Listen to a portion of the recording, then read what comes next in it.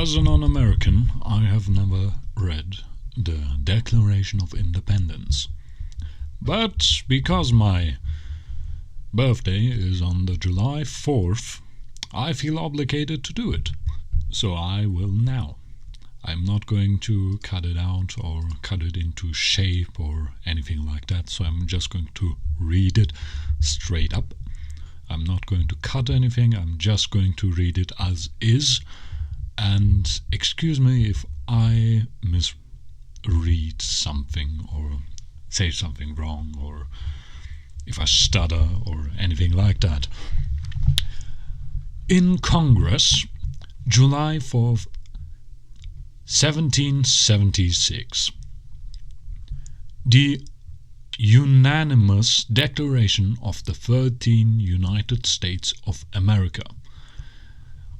When in the course of human events it becomes necessary for one people to dissolve the political bands which have connected them with another, and to assume among the people of the earth the separate and equal station to which the laws of nature and of nature's God entitle them.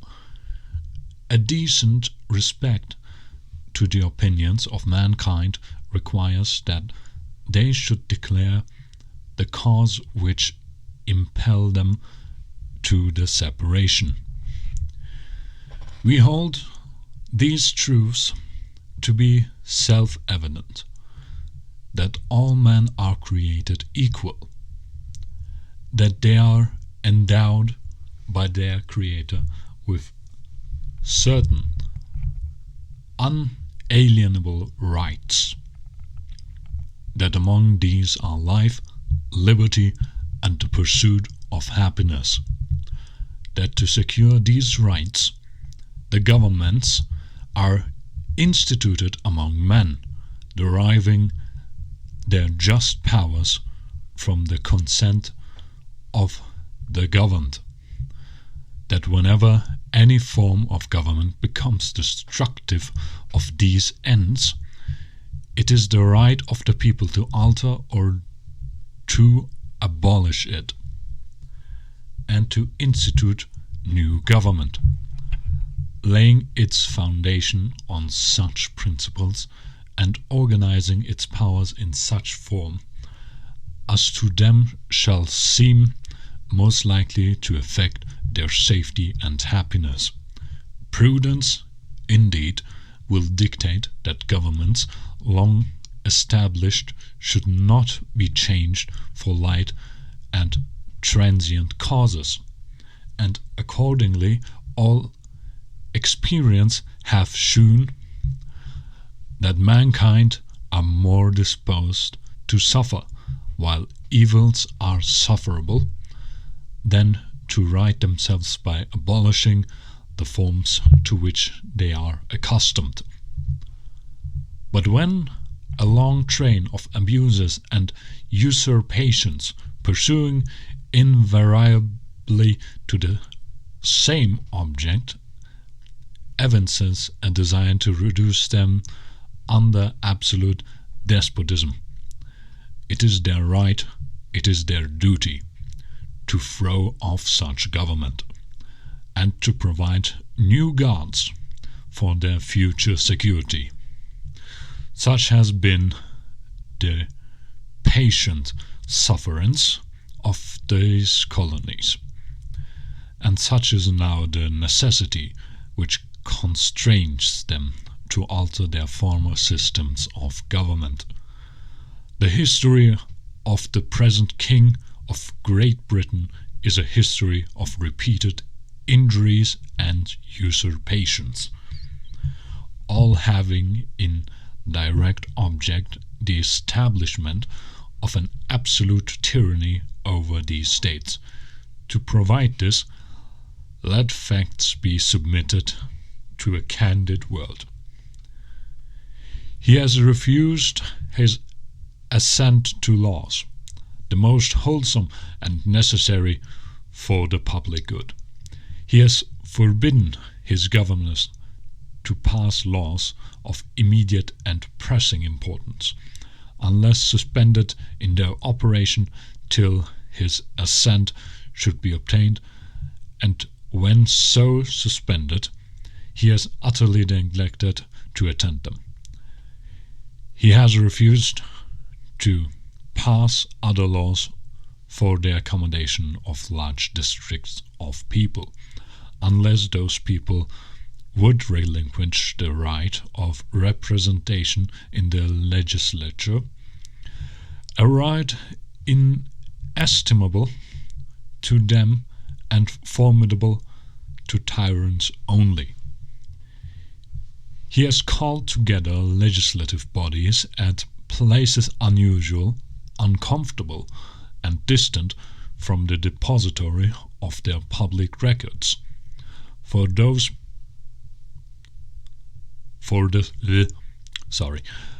sole purpose of fatiguing them into compliance with his measures. He has dissolved representative houses repeatedly for opposing with manly firmness his invasions on the right of the people. He has refused for a long time, after such dissolutions, to cause others to be elected, whereby the legislative powers, incapable of annihilation, have returned to the people at large for their exercise, the state remaining in the meantime exposed to all the dangers of invasion from without and convulsions within. He has endeavored to prevent the population of these states, for that purpose obstructing the laws for naturalization of foreigners, refurbishing to pass others to encourage their migrations hither, and raising the conditions of people of new appropriations of lands. He has obstructed the administration of justice by refusing his assent to laws for establishing judiciary powers. He has made judges depending on his will alone for the tenure of their offices and the amount of payment of their salaries. He has erected a multitude of new offices and sent hither swarms of officers to harass our people and eat out their substance. Drinking water. Oh God.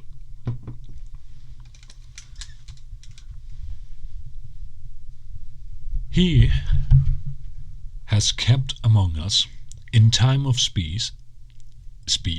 in times of peace, standing armies without the consent of our legislatures. He has affected to render the military independent of and superior to the civil power. He has combined with others to subject us to a jurisdiction foreign to our constitution and unacknowledged by our laws, giving his assent to their acts of pretended legislation, for quartering large bodies of armed troops among us, for protecting them by a mock trial from punishment for any murders which they should commit on the inhabitants of these states, for cutting off our trade with all parts of the world, for imposing taxes on us without our consent, for depriving us, in many cases, of the benefits of trial by jury, for transporting us beyond seas to be tried for pretended offences, for abolishing the free system of English laws in a neighbouring province, establishing therein an arbitrary government, and enlarging its boundaries so as to render it at once an example and fit instrument for introducing the same absolute rule into these colonies, for taking away our charters, abolishing our most valuable laws, and altering fundamentally the forms of our governments, for suspending our own legislatures and declaring themselves invested with power to legislate for us in all cases whatsoever. He has abdicated government here by declaring us out of his protection and waging war against us. He has plundered our seas, ravaged our coasts, burned our towns, and destroyed the lives of our people. He is at this time transporting large armies of foreign mercenaries to complete the works of death, desolation, and tyranny, already begun with circumstances of cruelty and perfidy scarcely paralleled in the most barbarous ages, and totally unworthy the head of a civilized nation. He has constrained our fellow citizens and captive on the high seas to bear arms against their country, to become the executioners of their friends and brethren, or to fall themselves by their hands. That's not something that I should laugh about. Hoo boy. He has excited domestic insurrections amongst us, and has endeavored to bring on the inhabitants of our frontiers the merciless Indian savages, hoo boy, whose known rule of warfare is an undistinguished destruction of all ages, sexes, and conditions. In every state of these oppressions we had petitioned for redress in the most humble terms. Our repeated petitions have been answered only by repeated injury. A prince whose character is thus marked by every act which may define a tyrant is unfit to be the ruler of a free people. Nor have we been wanting in attentions to our British brethren. We have warned them from time to time of attempts by their legislature to extend an unwarrantable jurisdiction over us. We have reminded them of the circumstances of our emigration and settlement here. We have appealed to their native justice and magnanimity. That's a word. And we have conjured them by the ties of our common kindred to disavow these usurpations, which would inevitably interrupt our connections and correspondence. They too have been deaf to the voice of justice and consanguinity.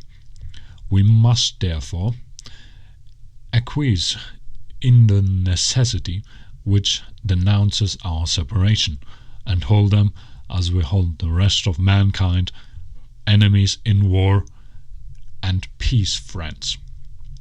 We, therefore, the representatives of the United States of America, in General Congress, assembled, appealing to the Supreme Judge of the world for the rectitude of our intentions, do, in the name and by authority of the good people of these colonies, solemnly publish and declare that these united colonies are, and of right ought to be, free and independent states, that they are absolved from all allegiance to the British Crown, and that all political connection between them and the state of Great Britain is and ought to be totally dissolved, and that as free and independent states they have full power to levy war, conclude peace, contract alliances, establish commerce, and to do all other acts and things